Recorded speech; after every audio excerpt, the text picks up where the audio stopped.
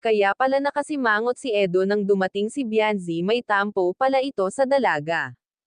Bago ko ipagpatuloy ang maiksing reaction video na ito, hiling ko lang na patapusin ang panonood nito para malaman ang nilalaman nito, at kung bago ka pa lang sa munting channel na ito, paki-subscribe para lagi kang updated sa video ng mga kalingap. At pakisuportahan natin ang ama ng kalingap na Val Santos, matubang Ate Edna Vlog at si Kalingap Rab. Isang mapagpalang araw sa inyong lahat mga kalingap, at shoutout nga pala sa patuloy na sumusuporta sa aking YouTube channel, lalong-lalo na sa mga viewers natin na walang sawang nanonood at sumusuporta. Maraming salamat.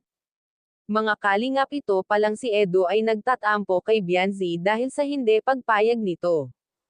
Kung matatandaan natin ang shoot ng EDSI Part 24 na mag-isa lang si Bianzi na pumunta sa lugar kung saan shoot ang EDSI Part 24.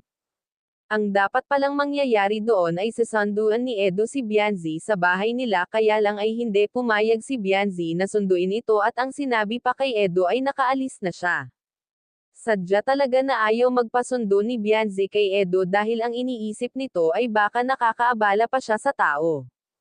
At isa pa na rason dito ay baka kung ano na naman ang sabihin ni Edo habang sila ay nagbibiyahe. Alam naman natin lahat na pag nagsalita na si Edo ay hindi alam ni Bianzi ang gagawin at umaatake na naman ang kaba nito. Kaya nang dumating si Bianzi ay nagtatampo itong si Edo.